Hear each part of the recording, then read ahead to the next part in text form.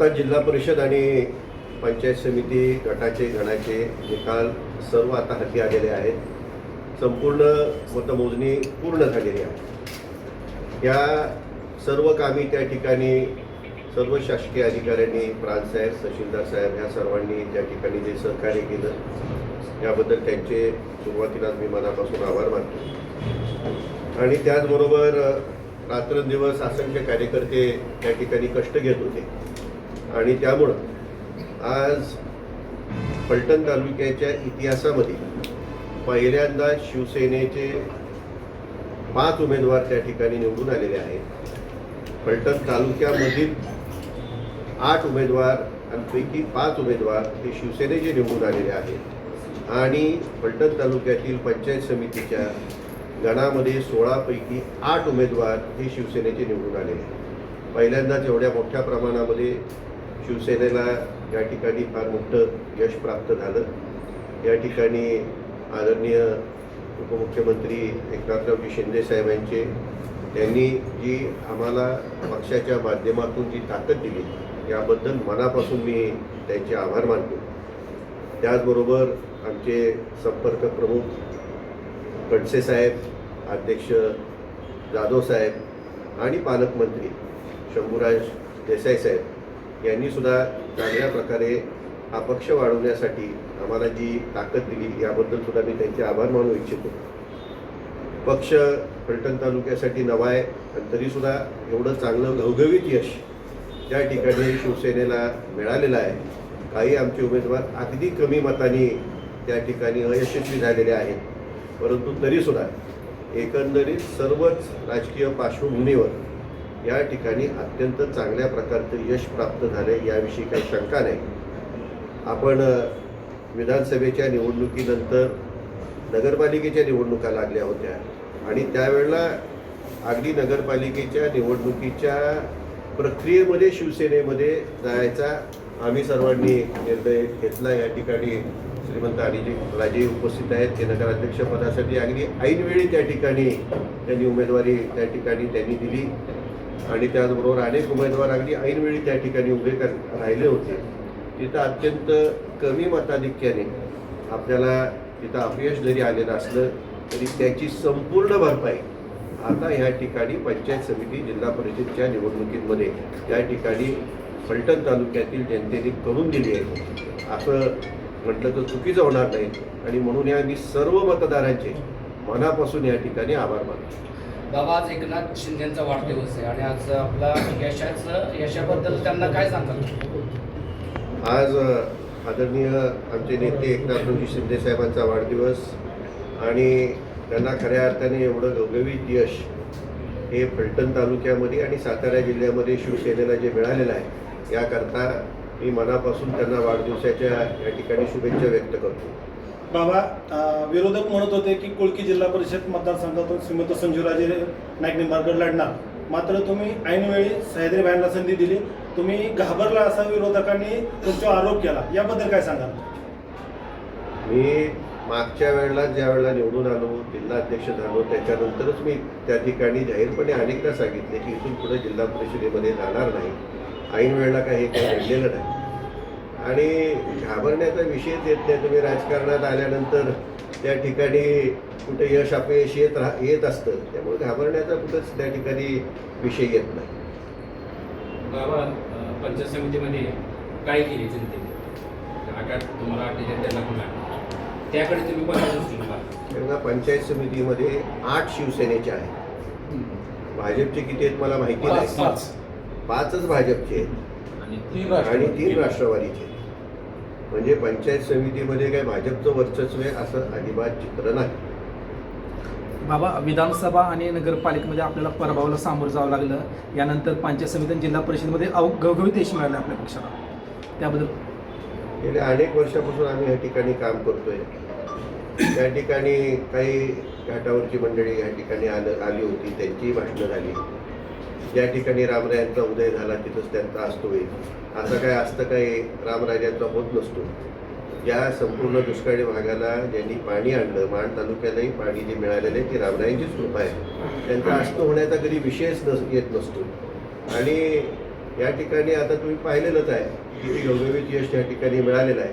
आणि मान तालुक्याची तुम्हाला माहिती असेल काय मान तालुक्यामध्ये झालेलं आहे. तिथं सुद्धा अत्यंत चांगल्या प्रकारचं यश त्या ठिकाणी हे जे वल्गना करणारे आणि खाली येऊन त्या ठिकाणी मोठी मोठी भाषण देणारे आहेत, त्यांचं काय झालं याची तुम्हाला कल्पना असेल. त्यांचा तिथं पूर्णपणे त्या ठिकाणी सफाचट झालेला आहे, त्याची तुम्हाला सर्वांना माहिती असेलच.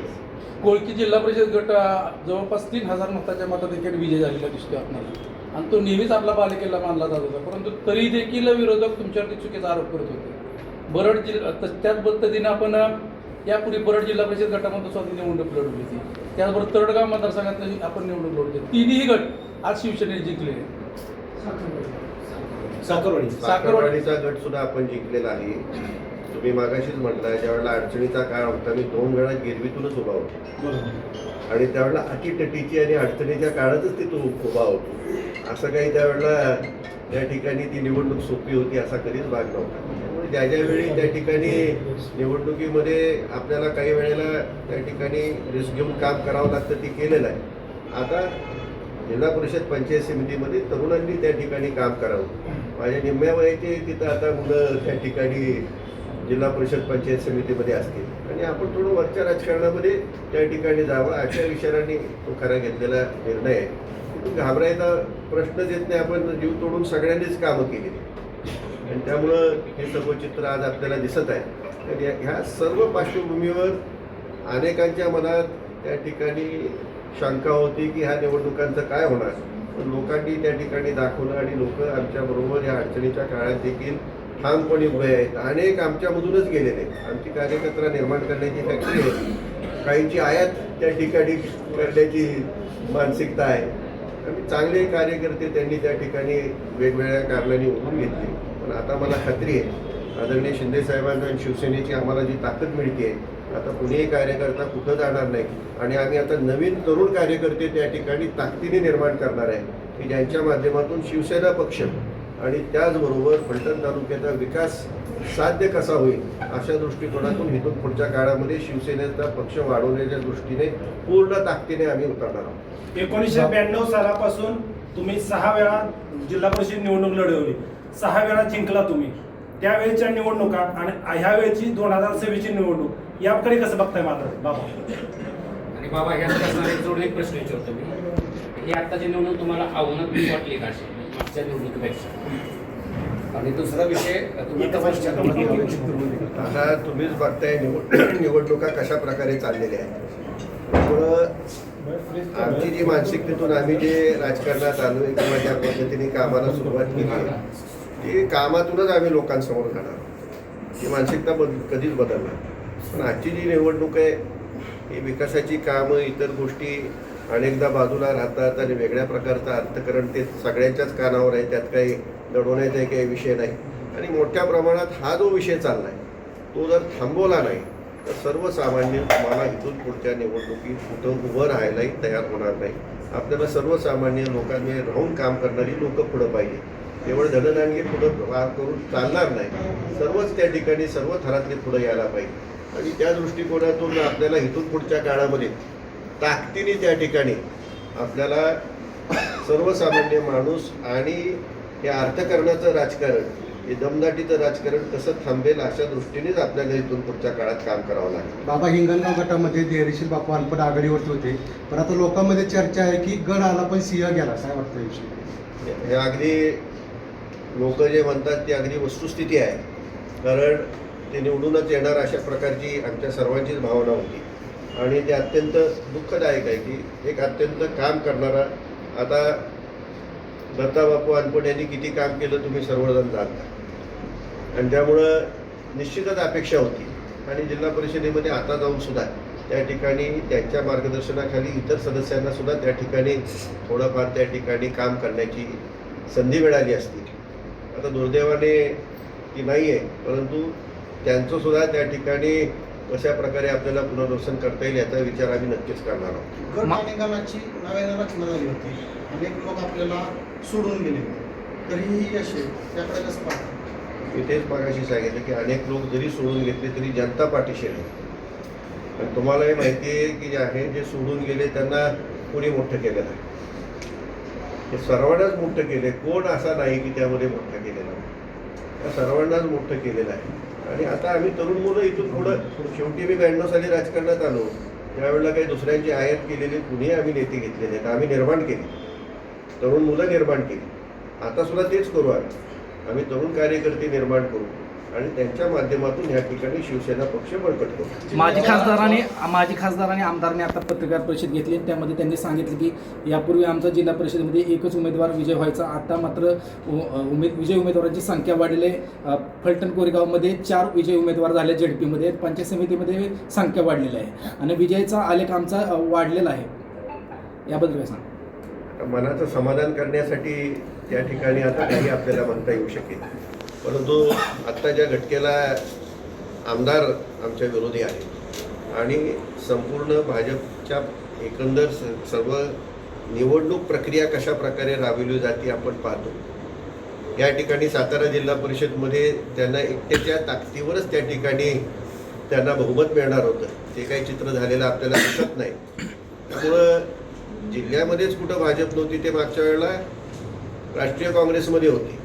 आणि आता सर्वच राजकीय परिस्थिती बदलल्यामुळं थोडंसं चित्र बदललं, परंतु ह्या सर्व परिस्थितीमध्ये लोकांनी ताकदीने आमच्या मागं उभं राहिल्याचं चित्र मात्र ह्या ठिकाणी निश्चितपणे दिसत आहे. बाबा तुम्ही बोला बोला झालं की कसं आहे प्रश्न बाबा तुम्ही आता असं म्हटलं की मी वरच्या राजकारणात सक्रिय होणार, तसं काही वरिष्ठांशी बोलणं झालं काही निर्बंध तसं काही बोलणं झालेलं नाही आणि तशा प्रकारची काही चर्चा नाही.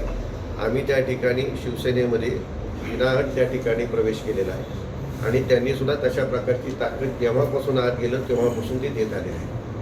तशी काही चर्चा नाही, पण आम्ही शिवसेनेचं काम करत राहणार आहे. त्यांना जर योग्य काही वाटेल तर त्यांचा निर्णय घेतला जाईल, पण तशी काही चर्चा नाही. जिल्ह्याच्या राजकारणात दिशाभूल परिस्थिती आहे, कुठल्याही पक्षाला प्रश्न बहुमत नाही. अशा वेळेस शिवसेना सध्या तरी किंगमेकरच्या भूमिकेत दिसते. तर आता अध्यक्षपदाच्या निवडणुकीत कशा पद्धतीनं आज 100% शिवसेना किंगमेकरच्या भूमिकेत आहेच, त्याबद्दल काही शंकाच नाही. याबाबत आमचे जे वरिष्ठ नेते मंडळी आहेत, या ठिकाणी कणसे साहेब आहेत, ते आदरणीय शिंदे साहेब आमच्या वरिष्ठ नेत्यांबरोबर चर्चा करून त्याबाबतचा काय निर्णय घ्यायचा त्याबाबतचं ते जसा आदेश येईल त्याप्रमाणे आम्ही आणि आमचे जिल्हा परिषदेचे सदस्य, पंचायत समितीचे सदस्य त्याप्रमाणे पालन करणार आहोत. आज शरद पवारांची प्रकृती बिघडली आणि त्यासोबतच काही दिवसांपूर्वी अजित पवारांचं निधन झालं. यामुळे माजी खासदारांनी सांगितलं की आम्ही विजयोत्सव साजरा करणार नाही. आम्ही सुद्धा लोकांना तेच सांगितलेलं आहे. मी तर सुरुवातीपासून सांगतोय की यावेळेला आपल्याला विजयोत्सव साजरा करायचा नाही आहे आणि त्याप्रमाणे सर्वजण बहुतांशी शांततेतच त्या ठिकाणी आपापल्या गावी गेलेले आहेत. या तालुक्यामध्ये राष्ट्रवादी काँग्रेस पक्षाचा फक्त एकच जिल्हा परिषद सदस्य निवडून आलेला आहे आणि या तालुक्याचा आमदार हा राष्ट्रवादीचा आहे. तर त्या आमदाराचा आपण राजीनामा मागणार नैतिकदृष्ट्या. मी शिवसेनेमध्ये आहे. त्यांनी त्यांच्या पक्षाने त्यांच्याबद्दल काय करायचं काय नाही ते त्यांनी ठरवावं. गेली 32 वर्ष श्रीमंत संजीवराजे यांनी जिल्हा परिषद नेतृत्व केलेलं आहे. आज संजीवराजे जिल्हा परिषदमध्ये नसणार आहेत, नाही जिल्हा परिषदमध्ये प्रत्यक्षरित्या, तर त्याबद्दल कसं काय सांगाल बाबा? 25 वर्ष नेतृत्व केलेलं नाही. मी साधारण शेवटची 10 वर्ष नेतृत्व केलेलं आहे जिल्हा परिषद. सदस्य म्हणून काम केले आपण. सदस्य म्हणून काम केले. त्यावेळेला आम्ही अपक्ष होतो आणि त्यावेळेला काँग्रेसचं राज्य होतं, परंतु प्रत्यक्षात जिल्हा परिषदेचं नेतृत्व करण्याची संधी गेल्या 10 वर्षापासून मिळाली आणि आता नवीन त्या ठिकाणी नेतृत्व तयार होईल आणि आमची शिवसेनेचे जवळपास माझ्या माहितीप्रमाणे एकूण 15 सदस्य त्या ठिकाणी निवडून आलेले आहेत आणि त्यांना मार्गदर्शन करण्याचं काम निश्चितपणे या ठिकाणी पालकमंत्र्यांच्या सहाय्याने, या सर्व नेते मंडळींच्या सहाय्याने, अध्यक्षांच्या सहाय्याने या ठिकाणी त्यांना मार्गदर्शन करण्याचं काम करतच राहणार. फलटण नगर पालिकेला फलटण शहरातील मतदारांनी भारतीय जनता पार्टीला पसंती दिली, मात्र जिल्हा परिषद आणि पंचायत समितीच्या निवडणुकीत ग्रामीण भागातील मतदारांनी भाजपला नाकारलं की शिवसेनेनं आपली पाळंमुळं घट्ट केली. मी मगाशीच सांगितलं, आम्ही फलटण नगरपालिकेच्या अगदी अर्ज भरत असताना त्या ठिकाणी शिवसेनेत प्रवेश केला. त्यामुळं थोडासा वेळ शिवसेनेमध्ये आम्ही जाण्याचा, लोकांनी बरोबर येण्याचा, याच्यामध्ये जो वेळ असतो तो फारसा वेळ मिळाला. पण आता पंचायत समिती जिल्हा परिषदेला तो वेळ भरपूर मिळाला आणि ज्याप्रमाणे पक्षाने आम्हाला आत्तापर्यंत जी ताकद दिली त्यामुळे आपल्याला हे यश मिळाल्याचं दिसून येत आहे. पंचायत समित्याने जिल्हा परिषदेच्या निवडणुकीवरती विधानसभेचं गणित ठरत असतं आणि आपल्याला जिल्हा परिषद आणि पंचायत समिती घवघवीत यश मिळालेलं आहे. येणारी विधानसभाची तयारी आपण कशा प्रकारे करणार? येणारी विधानसभेची तयारी आम्ही शिवसेना पक्षामार्फत त्या ठिकाणी 100% करणार.